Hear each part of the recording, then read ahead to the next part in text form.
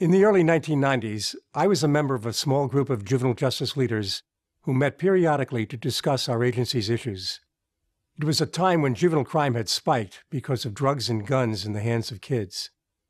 Politicians reacted by passing laws that made it easier to transfer youth to the adult criminal justice system. But we knew these youth would come out of the adult system more dangerous and worse off than they were when they entered. Instead, we wanted to develop efficient and effective youth corrections systems that would address the complex needs of these adolescents while keeping communities safe.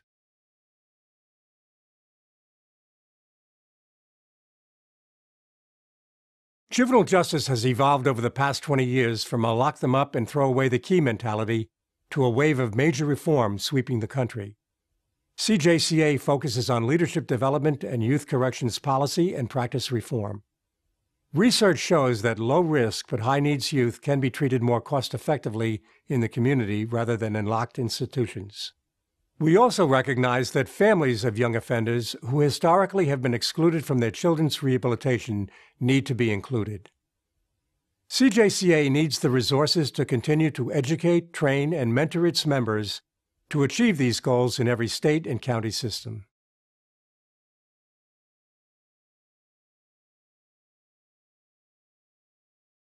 CJCA trains the decision-makers who impact the lives of kids who will soon return to their communities.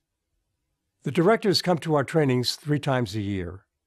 At the trainings, we share best practices with our members so they can give young offenders a positive experience in confinement and help them make better decisions when they return home. We know from research that in facilities where youth feel they are treated fairly by staff, understand the rules, enjoy school, and are not locked up, assaultive behavior is down, and so is the use of restraints and isolation.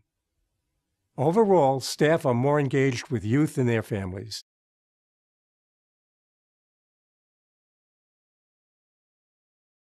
CJCA is effective because of our ability to develop new member agencies into leaders. This is how we create systemic change. We highlight those systems that implement best practices and share their successes with other corrections systems. For example, one agency significantly reduced the use of isolation by training staff teams in conflict resolution. Another agency assessed youth risks, strengths, and needs and placed them in an appropriate treatment program. Yet another agency introduced e-learning into its school program to better prepare youth for college upon release. After training for our members, one director stated he always comes away from CJCA events with renewed energy and commitment to what he does, and that the shared experiences, struggles, and successes that are discussed with other directors are invaluable to his work.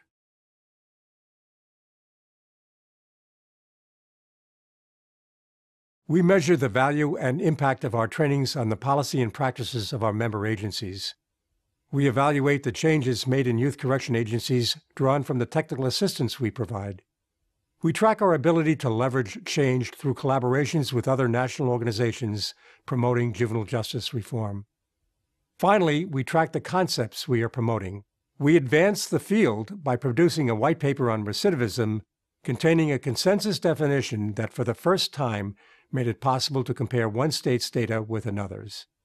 And not satisfied with just measuring failure, CJCA also developed a set of positive youth outcomes so states can track improvements in education, preparation for work, social connectedness, and health and well-being.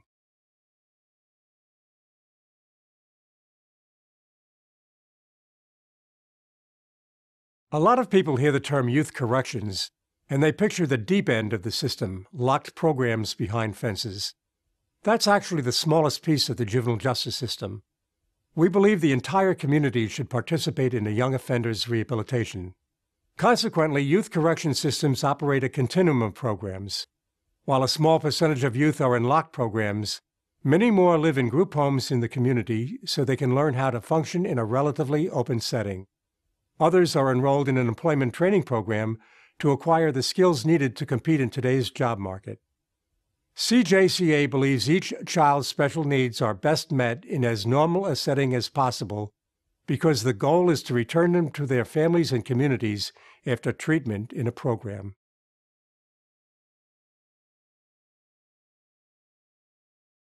CJCA has become a major voice for rational and enlightened youth corrections policy in this country.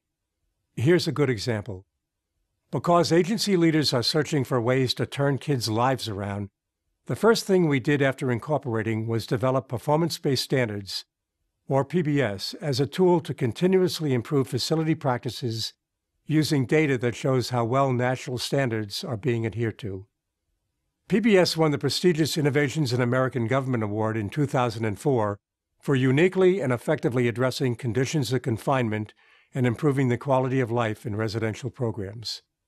Before CJCA developed PBS in 1995, no agency or accrediting organization in the country measured what was happening to youth in facilities. CJCA was the first organization in the country to implement a data-driven continuous improvement model for youth corrections.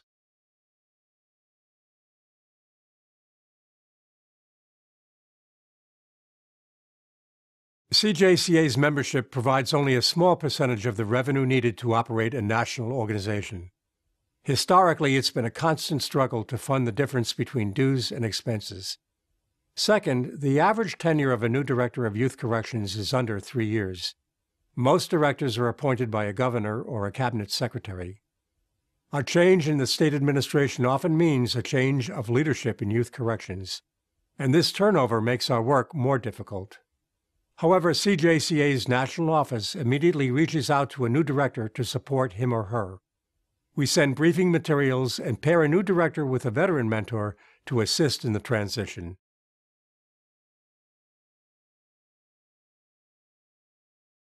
The key to CJCA's success has been our ability to fully engage youth corrections administrators in leadership development. Turnover and new directors' varying degrees of knowledge of the juvenile justice system have presented challenges because of limited resources. If we could send a veteran administrator to work directly with each new administrator, it would greatly improve the transfer of knowledge from the mentor to the new director, and it would generate active participation of the new administrator in the mission of CJCA.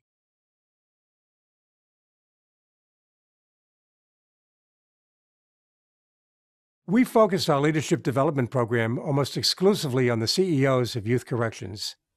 We'd like to turn our attention to 2 new areas. First, to develop the other senior and mid-level managers. They are the future leaders of youth corrections. We would expand CJCA's training to prepare for succession leadership in each jurisdiction and foster association with CJCA. Second, we see a growing need to help youth corrections agencies sustain their current reform efforts through technical assistance, best practice research, and sustainability planning. These new resources would help us better accomplish our mission to improve youth correctional facilities and give children the chance to change and achieve their full potential.